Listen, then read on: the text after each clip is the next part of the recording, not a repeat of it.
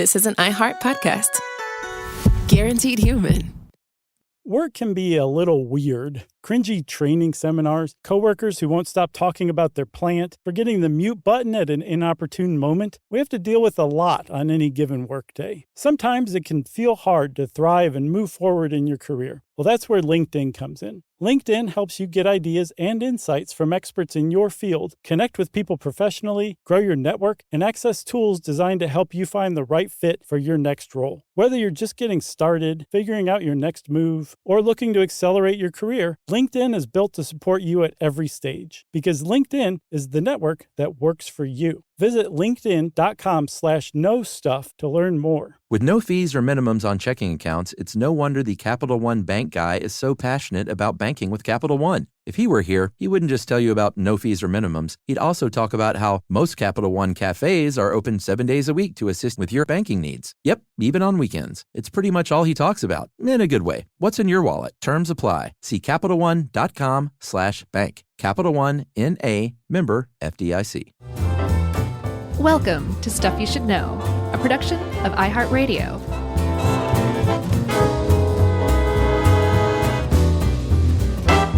Hey, and welcome to the podcast. I'm Josh, and there's Chuck, and Jerry's here too.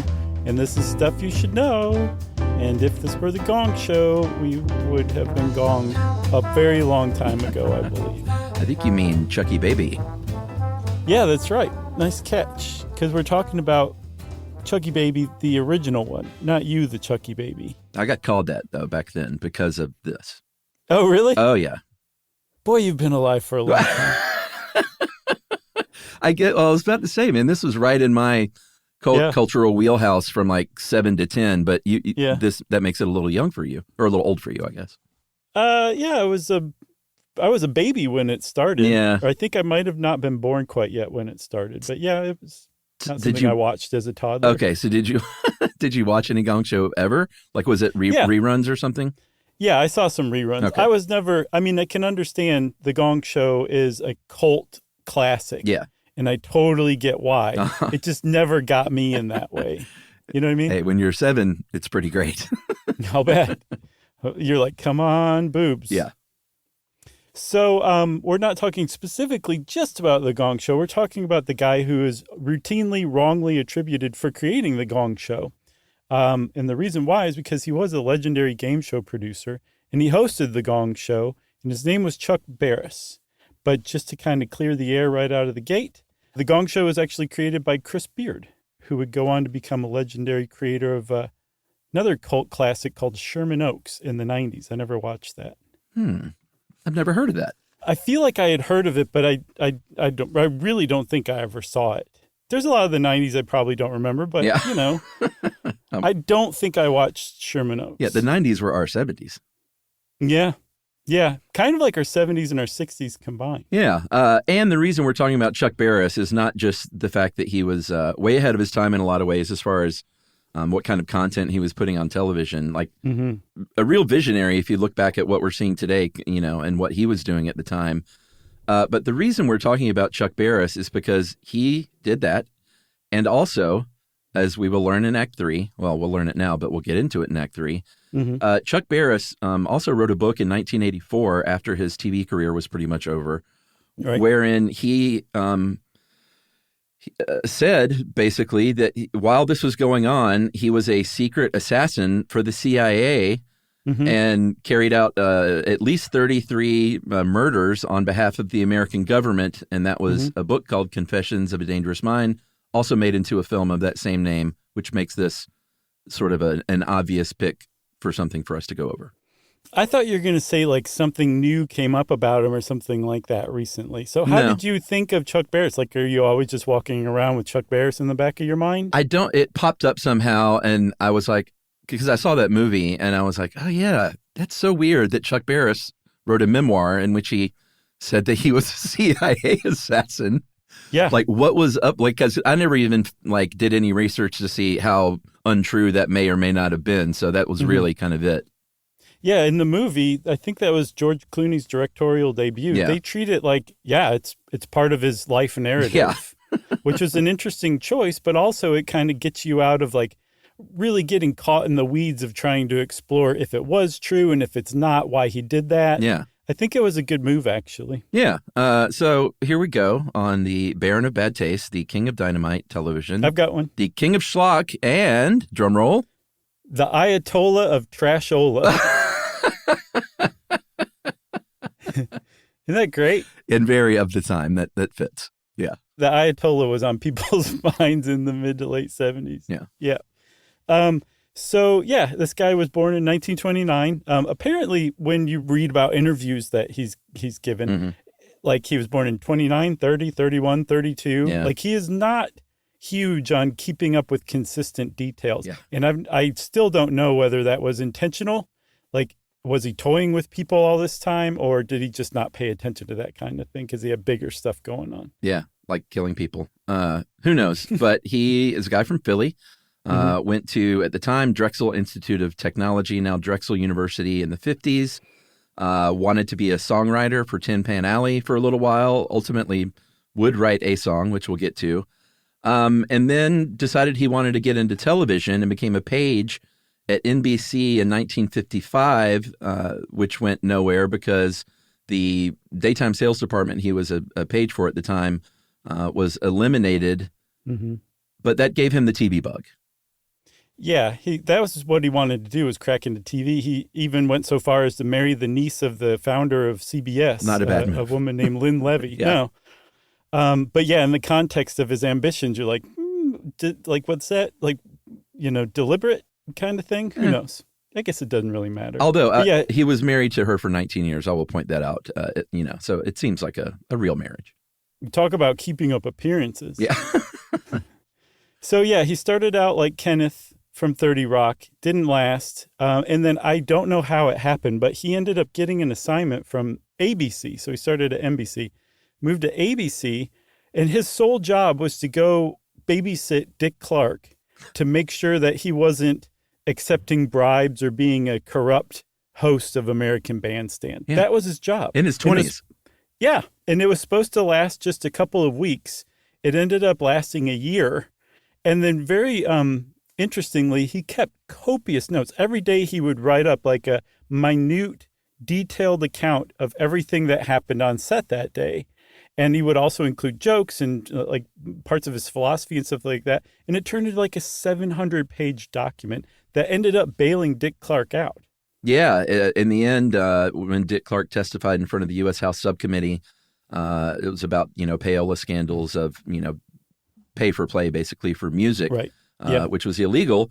It actually got him out, like you said. And Dick Clark was like, hey, buddy, I wonder what you were scribbling on that whole year. But you helped me out inadvertently, and now you got a full-time job in our daytime TV department here at ABC. Yeah. He also said, hey, by the way, have you ever thought about getting into songwriting? And in fact, Dick Clark set him up with Freddie Boom Boom Cannon, a top recording artist at the time and a friend of Dick Clark's. And he recorded a song, Palisades Park, that Chuck Barris wrote. And it made it to like number 3 on the Billboard charts. Oh, yeah. I know that song. And I think in 1962, I think it was. Yeah.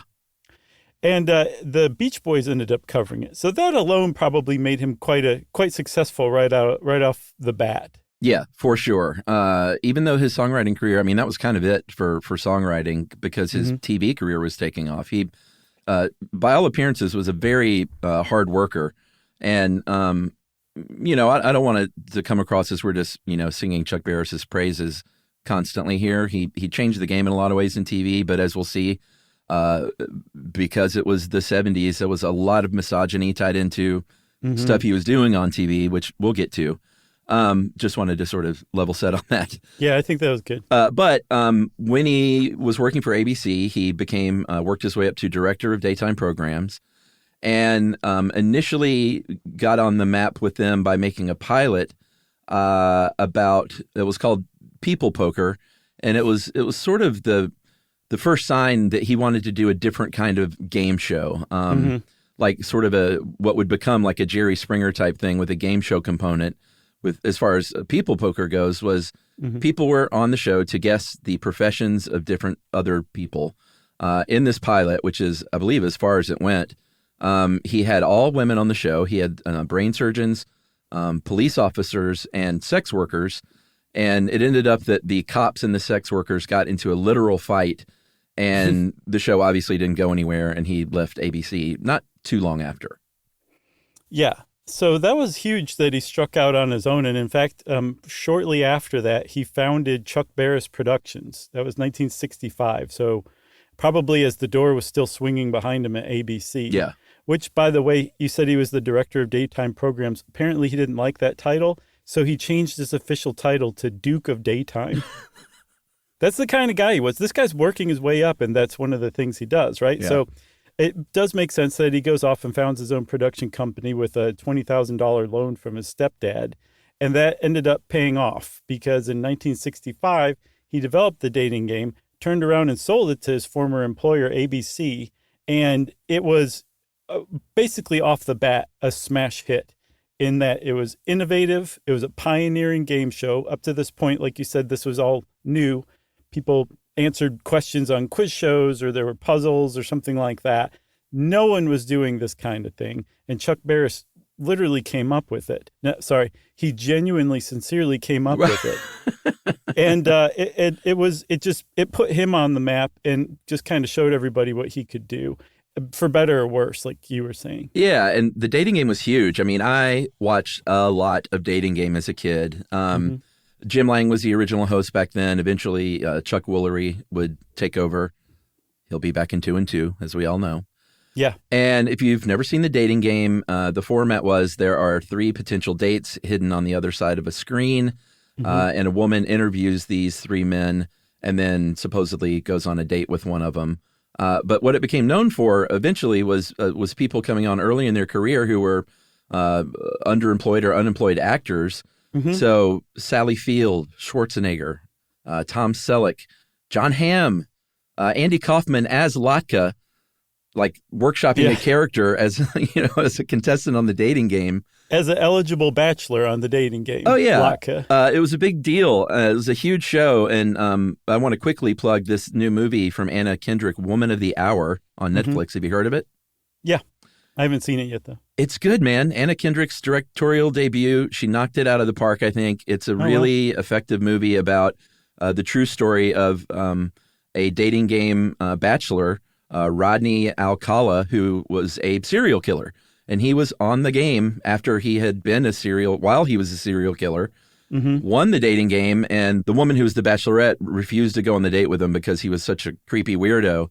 But it's a really effective movie. Like, she nails the threat that a woman feels generally from men, like, more effectively than maybe I've seen anyone ever do it. Like, crawling out of your skin. Wow. Just by this guy, like, being in a parking lot with her at night, like that kind of thing. Yeah, and plus also at that time, too, that was fully socially supported. Like, men could be total creeps and put their hands on women, and it was pretty much like, that's just the way things are at the time, too. Yeah, good movie, though. So he followed up the Dating Game with the Newlywed Game. Huge. Very similar, except, not that similar. I mean, the format was different enough that it's not the exact same game, but he took married couples. We've talked about this before, I think on our game shows episode. And he would separate the husbands and keep the wives back and ask them questions about what their husband would answer, say to some question. Then he'd bring the husbands out and they'd go through and see if their answers matched. And then invariably, like, they would get it wrong and some wives would get mad. If they got it right, some couples would kiss. It was like very cute. They were newlyweds, right? But the content of both the Dating Game and the Newlywed Game were so raunchy that in a lot of cases there were segments of the Dating Game that Chuck Barris was like, well, can't use that because the guy mentioned his junk in like a really vulgar term. Yeah. Like he junk? Yeah, exactly. He said even he was surprised at first. That's not what he was going for. But when it started to, when he could get enough of the innuendo and everything out as produced shows that were aired and the popularity that they were met with, he's like, well, I guess this is the direction I'm going. Yeah. And so for the first time on TV, you had people airing parts of their personal lives on television. And you had people that Chuck Barris even acknowledged, like, the prize money wasn't good on these shows. Like they were doing these shows to be on TV. Yeah, that was also partially deliberate on his part, because I read an interview with him and he said that like a wife will bonk her husband over the head with like the card that she has the answer written on if he gets a question wrong when there's a toaster at stake. But if you have like a yacht at stake, that completely changes the dynamic of the game and takes away all of the fun. Yeah. Yeah. We could have won a yacht. Exactly.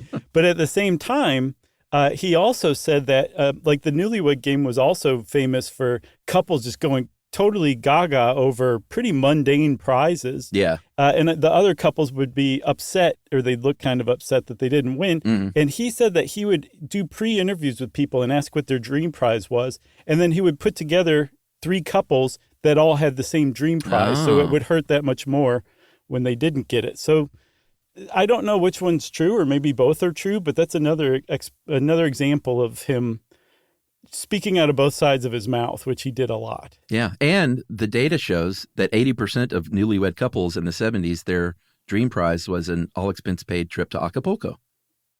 Yeah. Well, that's what they got, whether they liked it or not. The most exotic place in the world at the time. Oh, man. Acapulco was so big back then. Mm-hmm. I didn't even know anything about Acapulco. Is it still around? I believe it's still around. I don't think it's fallen into the ocean yet. All right, so Barris is killing it with Dating Game and Newlywed Game. He started just producing show after show after show. The only one I will mention is the only one from this list that I really watched, which was the $1.98 Beauty Show hosted by the late, great Rip Taylor. Yeah. I'm glad that was the one you chose. That was I was like, what is that? And I researched it, and I was like, you have to be kidding me. It was so good. The prize was $1.98, and Rip Taylor is just a legend and, sort of an American gay icon in the 70s. Yeah, the guy who wore a really bad toupee and would throw confetti all the time. He's great. Yeah, he was great. So, yeah, that show was one of the ones that Chuck Barris really took a lot of heat for. It was described by him as a spoof of pageants, right? So they were making fun of actual pageants. But the way that they made fun of it was to humiliate and embarrass women who normally wouldn't have participated in a traditional beauty contest. That's right. Rather than celebrating them, they pointed out all the reasons why they couldn't have made it on a real beauty contest. It was just some of the quotes I read were really, really mean. And yeah, it was a hit show at the time. I think it was just on for a couple of years, but that seems to be about how long his shows lasted. But they were like huge flashes in the pan sometimes. Yeah. Not all the time. He had some flops, but he would, a show like that would be on for a few years and then it'd just be gone. Yeah. And just to stick up for myself a little bit, the 8-year-old Chuck didn't realize he was being fed blatant misogyny at the time. Yeah. Again, I mean, that's how things were. It's really like changed for the better in so many ways. Because I'm sure grown men were just laughing so hard at those insults. It's just crazy. Yeah, I was probably like, my dad's laughing, so let me bond with him. Exactly. Or try to at least. No. Do your laugh from the that's not quite a laugh from the Halloween episode. I can't redo it. It'll just be a disappointment. Oh man. All right, before we break, we should mention that he got into book writing in 1974. He would, like you said, go on to write many books, and I believe at the end of his life, he even kind of hoped he would be remembered as an author rather than the King of Schlock. Mm-hmm. But in 74, he published You and Me, Babe, a fictionalized account of his marriage, which ended a couple of years after the book came out. But he gamed the system, like we talked about gaming the system for the New York Times bestseller list in that Shorty episode. Mm-hmm. Landed on that New York Times bestseller list. But, that's how he started his book writing career. Yeah, and at the time, this is 1974. This is like, you pretty much were in the TV industry to have heard really of Chuck Barris and know what he was doing. He was not a cultural icon yet. So there was a chance at the time that he could have been remembered for an author, but he made a huge fateful decision in 1976, and we'll talk about that fateful decision right after this. Slick.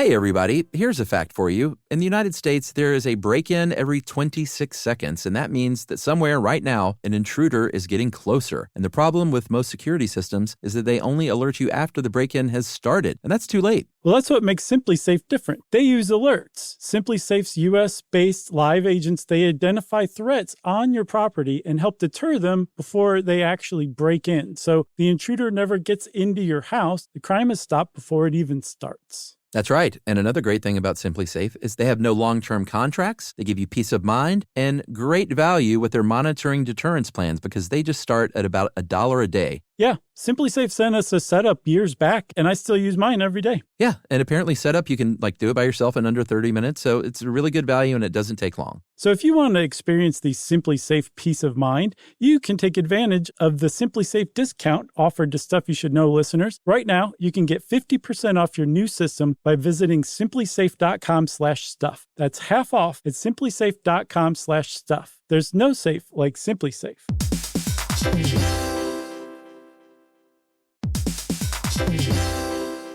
Work can be a little weird. One minute you're in a meeting that could have been an email. The next you're trying to decode corporate jargon that somehow means nothing. And don't even get us started on the quick sync that turns into a 45-minute deep dive. Yeah, well, the truth is figuring out your career isn't always straightforward. Whether you're trying to grow, pivot, or just stay relevant, it can feel like you're navigating it all on your own. Well, that's where LinkedIn comes in. That's right. LinkedIn can help you grow your career, helping you confidently navigate your path with insights, ideas, and inspiration from your professional community. You can stay up to date with the latest trends in your field, connect with people who get it, and discover opportunities tailored to your goals, your experience, and what actually matters to you. Whether you're looking for something new or just trying to grow where you are, LinkedIn gives you the tools and connections to move forward with confidence. Because LinkedIn is the network that works for you. Visit linkedin.com/knowstuff to learn more.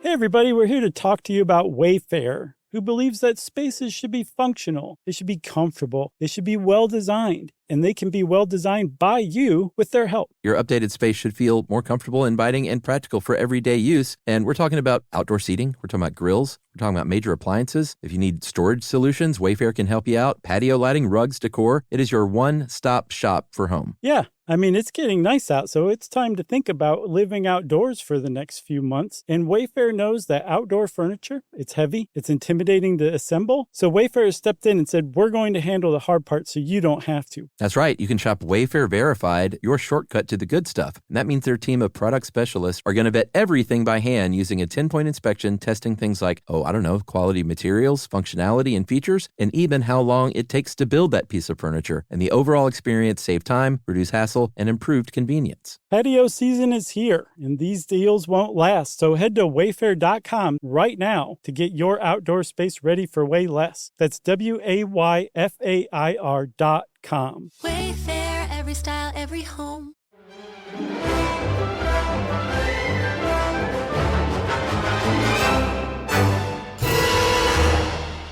All right, we're back.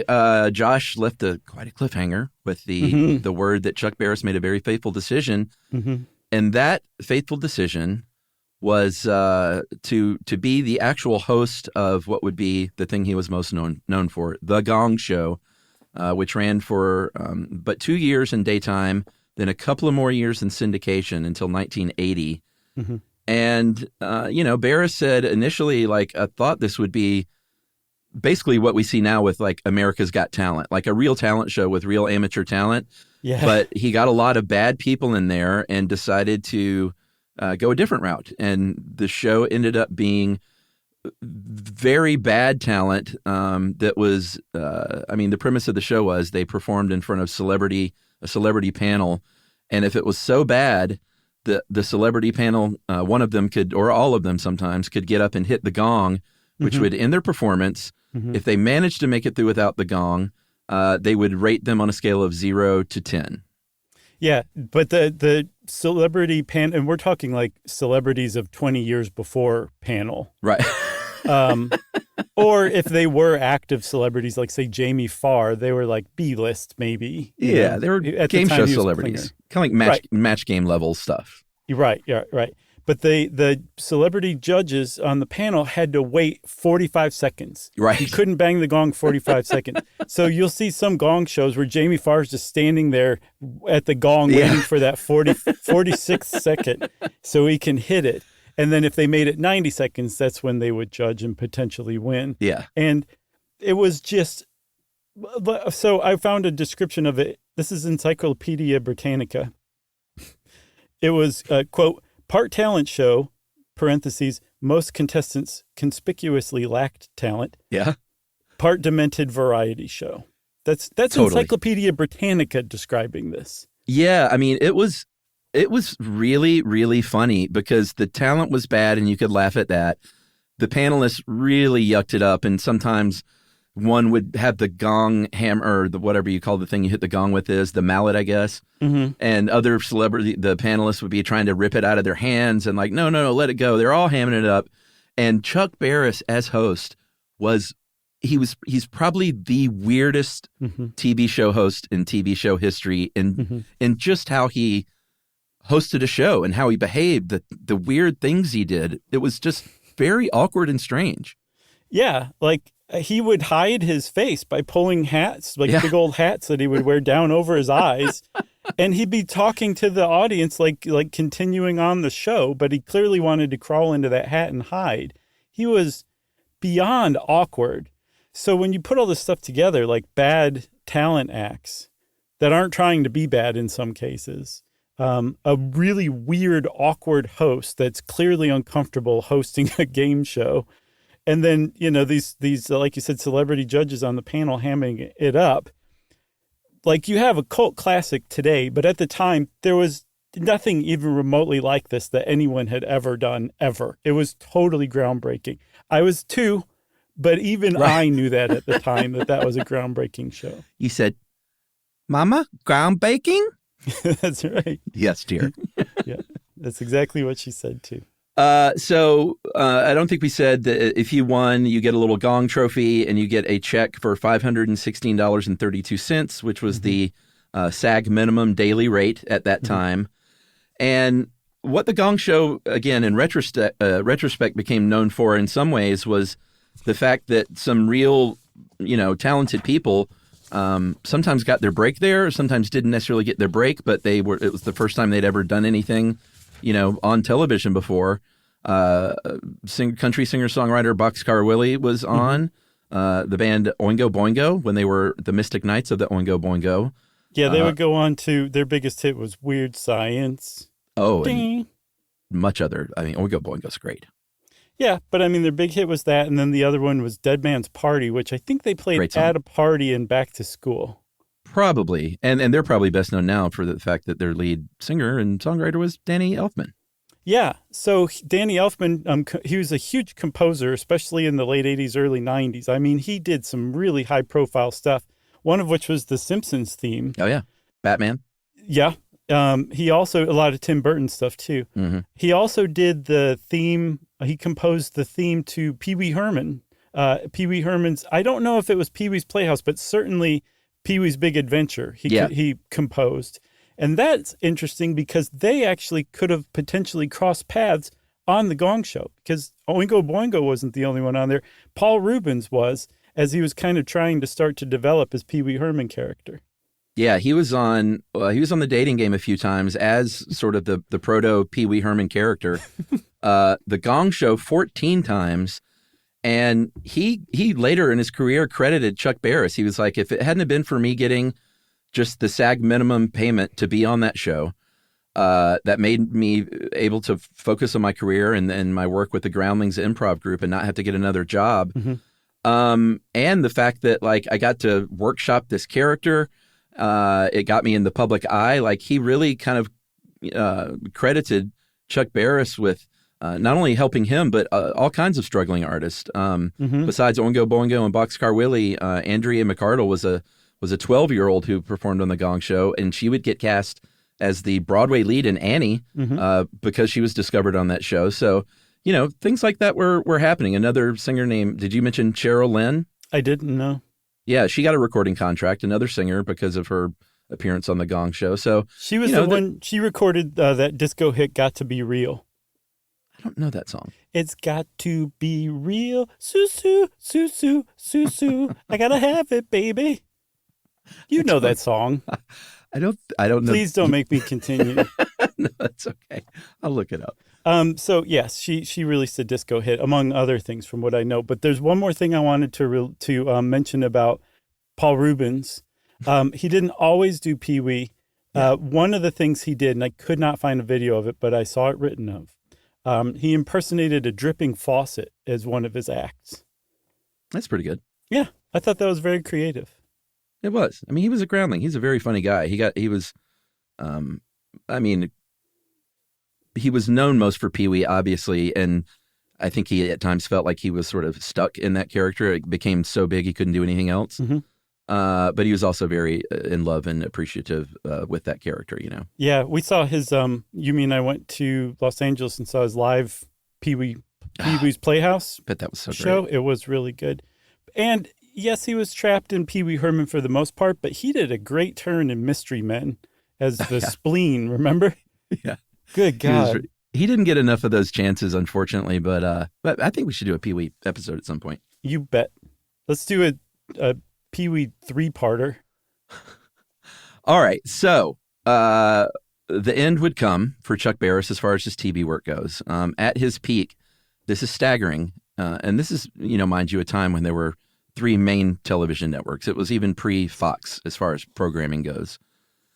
He was supplying 27 hours a week of programming, of TV game shows, which is, I don't know what percentage of that overall, of their overall programming that was, but 27 hours a week is your King Daddy TV if you're doing that. Yeah, you literally can fill more than a full day of programming every week of new stuff. That's crazy.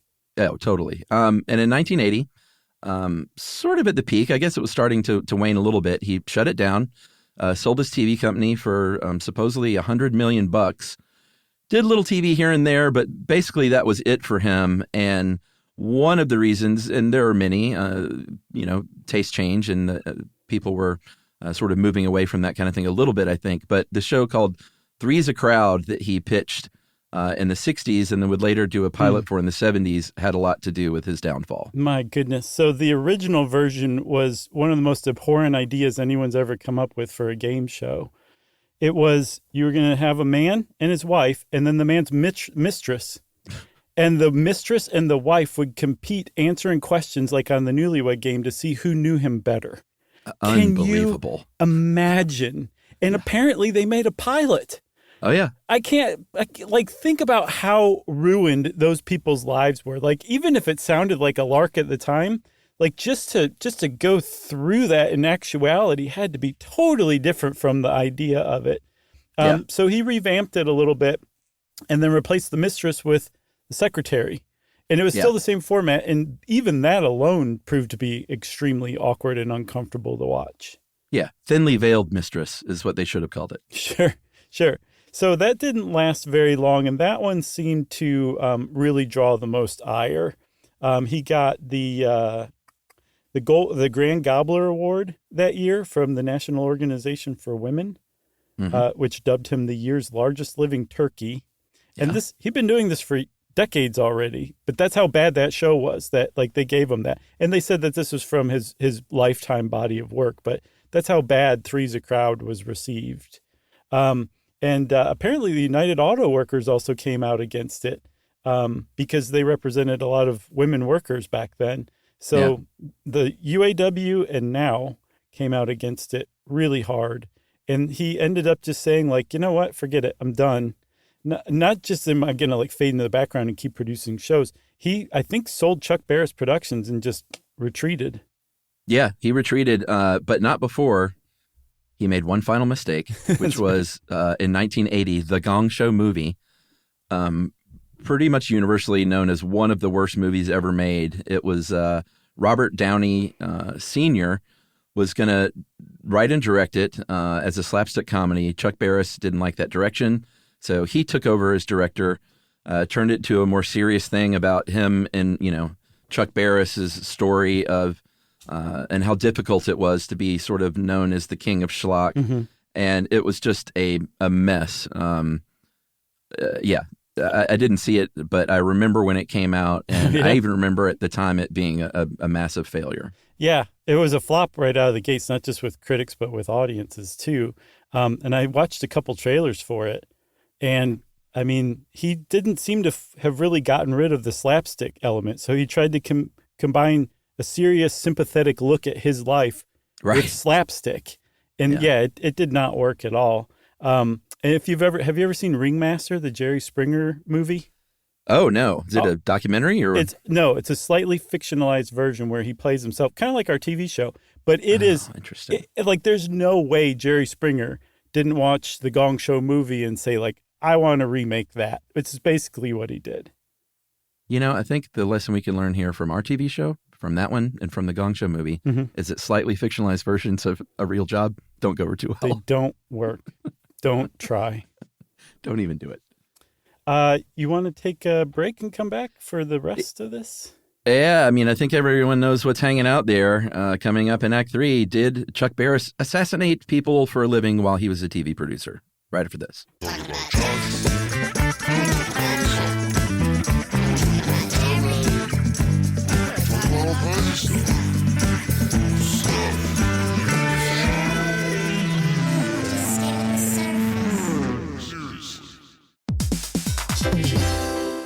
Hey, everybody. Here's a fact for you. In the United States, there is a break-in every 26 seconds, and that means that somewhere right now, an intruder is getting closer. And the problem with most security systems is that they only alert you after the break-in has started, and that's too late. Well, that's what makes SimpliSafe different. They use alerts. SimpliSafe's U.S.-based live agents, they identify threats on your property and help deter them before they actually break in. So the intruder never gets into your house. The crime is stopped before it even starts. That's right. And another great thing about SimpliSafe is they have no long-term contracts. They give you peace of mind and great value with their monitoring deterrence plans because they just start at about $1 a day. Yeah, SimpliSafe sent us a setup years back, and I still use mine every day. Yeah, and apparently setup, you can do it by yourself in under 30 minutes, so it's a really good value and it doesn't take long. So if you want to experience the SimpliSafe peace of mind, you can take advantage of the SimpliSafe discount offered to Stuff You Should Know listeners. Right now, you can get 50% off your new system by visiting simplisafe.com/stuff. That's half off at simplisafe.com/stuff. There's no safe like SimpliSafe.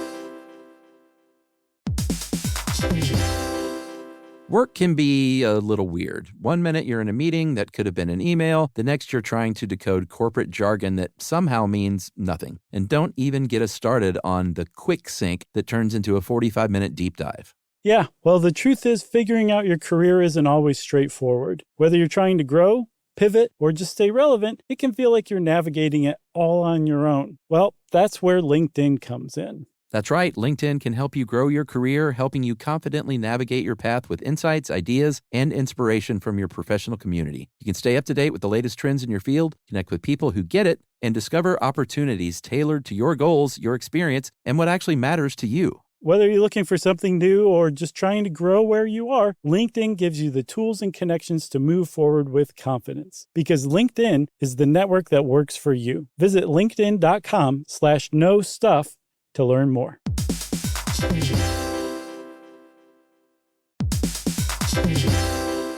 Hey, everybody. When you're at work, you never know when you're going to get interrupted, like when an office fire drill happens right in the middle of your presentation, or maybe construction is going on just outside your window. But with the Dell Pro laptop powered by Intel Core Ultra with vPro, no matter how many interruptions you have, your laptop won't be one of them. Yeah, with a battery that's optimized for the way you work and built-in intelligence that quiets distractions the moment you're trying to focus, your tech won't slow you down, even when you're getting bounced from an office you forgot to reserve. The Dell Pro, built for those who stay in the flow. Find technology built the way you work at Dell.com/Dell-Pro. Built for you.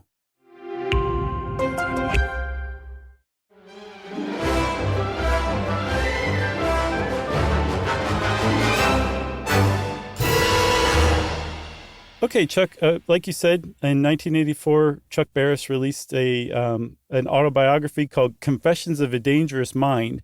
The subtitle was an unauthorized autobiography, which is pretty funny.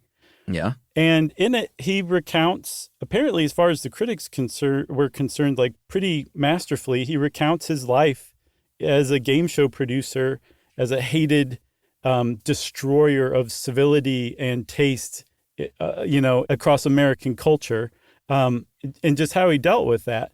But some of the other parts were also part of his life at the time, mixed in, where he was going abroad as a CIA hitman and carrying out contract killings for the CIA, 33 of them by his count.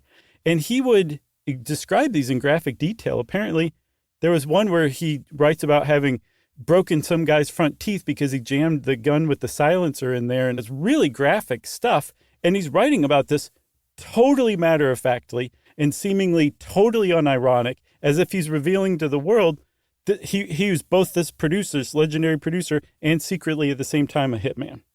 Yeah, and the idea was that it was the perfect cover because nobody would suspect Chuck Barris, TV producer, King of Schlock, of doing something like this. Mm-hmm. So the CIA just loved it. Did you see the movie? Yeah, I thought it was, if I remember correctly, I thought it was pretty good. Yeah, it was pretty good. It wasn't great, but it was pretty good. It was a weird movie and it was a weird book. When there were some critics, I believe Jeff Simon from Buffalo News said that Chuck Barris is alive and well and living in schizophrenia. Mm-hmm. Other reviewers tried to suggest that it was a metaphor, and that it's really about a guy that's struggling so much with his life as an outsider, that it was all just metaphor. Wait, you got to finish the rest. Like, this Ed Gorman guy really missed the mark, if you ask me. All right, suggesting with this conceit is that he spent his life as an outsider, an assassin of sorts, dealing with a species that frightens and baffles him. Yeah, that's like terribly, terribly terrible. I think that's a lot of leeway there for what sure. Barris was intending, and I don't know what he was intending, and no one really does. The only interview with any clear sort of indication that it was all a put on was one he gave to Regis and Cindy Garvey on the morning show. Mm-hmm. When the book was released, when he very, in a very straightforward way said, I was not in CIA. I wanted to be, got an FBI background check, but then got my job working in television, which is what I wanted to do. And that the version of me in this book is just a character. But he did say a character crucified by the critics for entertaining the public. Mm-hmm. So there was maybe a little bit of metaphor to it after all. What's weird to me is it doesn't seem that anyone just took it as face value as not even a metaphor, just an interesting thing that he did in his autobiography to punch it up. Everybody seems to just be totally perplexed by it. The best explanation I saw, apparently he hinted in some interviews that he used it as a device to point out that all of those critics and people in like government who criticized him so openly and so meanly in a lot of cases too, would also have totally praised him for killing on behalf of the American government. That seems like a stretch as well, but it's better than Ed Gorman's interpretation, I think. Yeah, I mean, it's sort of that, and I do agree with this, is the American way as far as entertainment goes, which is boo, sex, and yay, violence. Yeah. But, there's a difference between, he wasn't filming like tasteful love scenes. It was some pretty blatant misogyny happening. Yeah. I mean, through and through, over and over again. Even so, like I was saying a couple of times, at the time, this is just how things were. So it really goes to show just how much over the line he went, that he was roundly criticized and made fun of and mocked by people for the level of misogyny his shows displayed. That's how misogynistic his shows were in a lot of cases. Yeah, for sure. The CIA, for their, as far as they go, they were like, of course, in 2002, a spokesman named Tom Crispell for the CIA said, it's absurd. It sounds like he's been standing a little too close to the gong all those years, which, of course, Chuck Barris said, yeah, of course, that's what they're going to say. Have you ever heard the CIA acknowledge someone was an assassin? Right. It's a good point. Yeah, and it's seemingly a good way to sell books, even though it didn't turn out that way, right? No, it languished in obscurity for 20 years before his friend Andrew Lazar, a producer, picked it up. Apparently he sold less than 1,000 copies, which was about 1% of the run, the first run. They later re-released it when the movie came out. Mhm. But yeah, one of his friends was like, I've always thought this was a pretty cool book. Let's see what Charlie Kaufman can do to it. So they had Charlie Kaufman write a screenplay based on the book, and no one's ever seen that. No one, as far as I know, well, I don't know that no one's ever seen it. There's a script out there that he wrote, but it never got made because George Clooney came along and, like I said, made the decision of, nope, we're going to present all this as face value. We're not going to do anything weird with it. We're just going to basically shoot the movie version of his book. Yeah. I mean, an interesting choice. And it was a pretty good movie. Like Sam Rockwell was great as Chuck Barris, like the perfect casting. But man, Charlie Kaufman is so unique in his take and spin on things. I would have really loved to seen what that movie would have been. Yeah, I wonder if the script is out there. Surely somebody had the wherewithal to be like, this needs to be out there in the world. Maybe we can get our hands on it. I remember years ago, my friend Stacy, who still works in the film business, would give me screenplays at the time when she would get them from her jobs. I was trying to learn how to write scripts, and so it's always good to read scripts. Mm-hmm. And she gave me one called The Orchid Thief.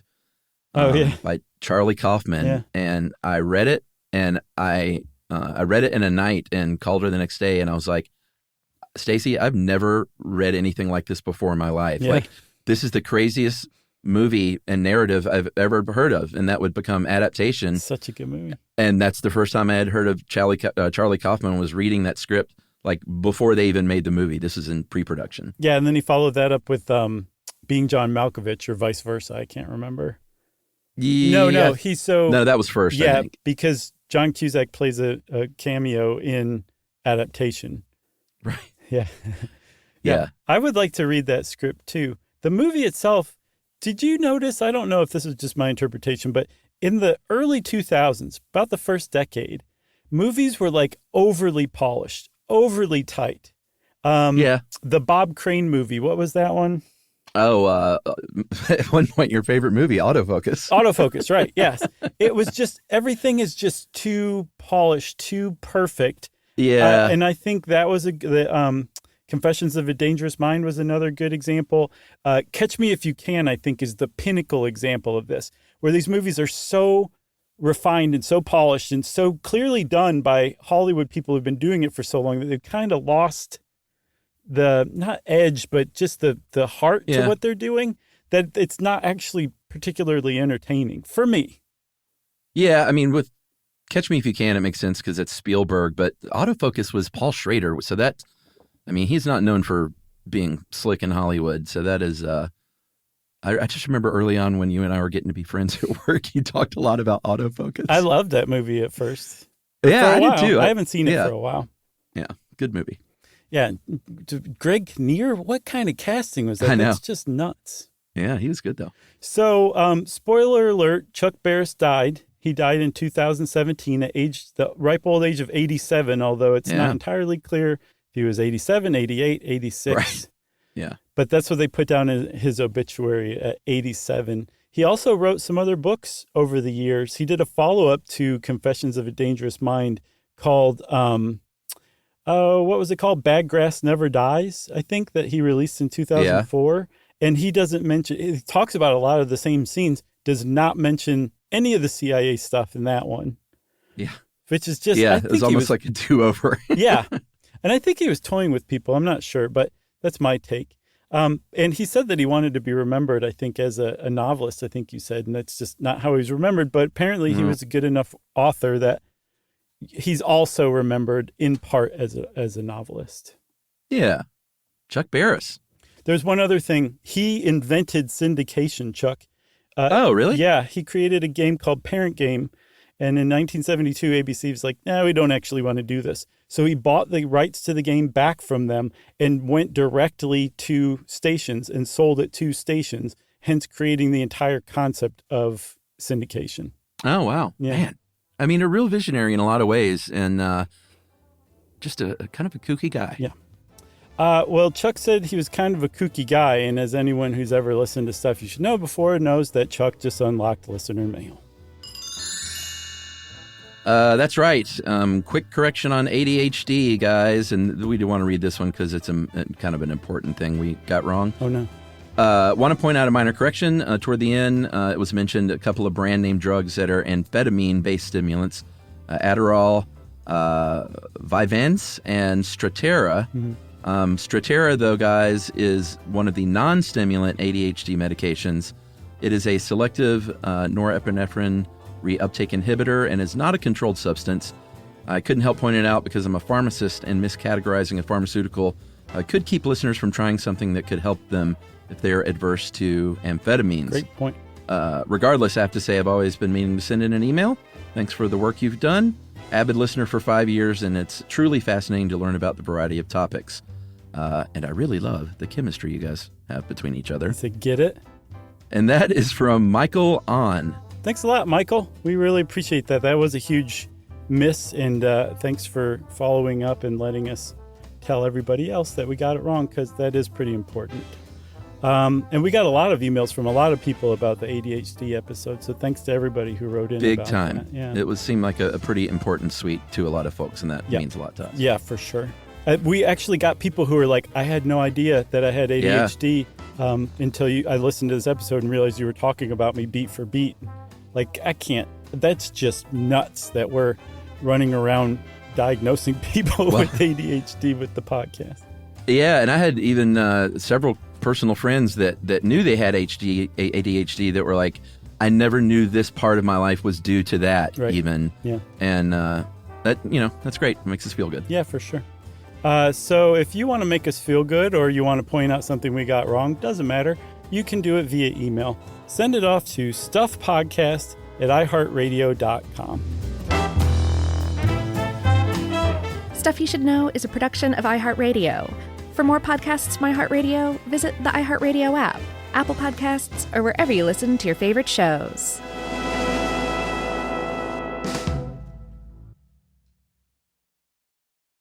When it comes to small business, people want to talk to people, not bots, not voicemail. Your customers or clients want a real human connection, and that's exactly what they get with Ruby. Ruby is the virtual receptionist company that takes care of your callers when you're unavailable, in the middle of something, or just don't want to pick up. They can answer, screen, and transfer calls, as well as take messages, collect payments, book appointments, and more. All while saving you time and making the people you serve feel special. It's available 24/7, 365 days a year, and is 100% based in the U.S. See how it works at ruby.com, or better yet, give them a call at 844-900-RUBY.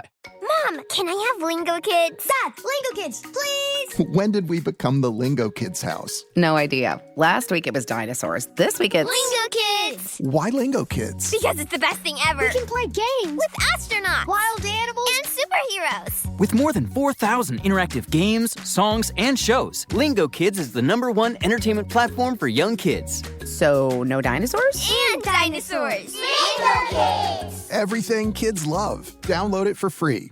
You know, you could be adored by everyone and still completely ignored by your cat. Trust me, I know. But if you feed your cat Sheba, you can go from being ignored to truly adored in 12 days, guaranteed, or your money back. Sheba has a full menu of products, appetizers, entrees, treats, even a kitten's menu. It's so cute, so Sheba has a product for even the pickiest eater. Like Sheba Puree, it's made with bone broth, their chef-inspired flavors. It's got a smooth and creamy texture that cats love and contains no corn, wheat, soy, or artificial flavors. It's food that your cat's gonna love. To learn more, check out Sheba.com. That's SHEBA.com. This is an iHeart podcast. Guaranteed human.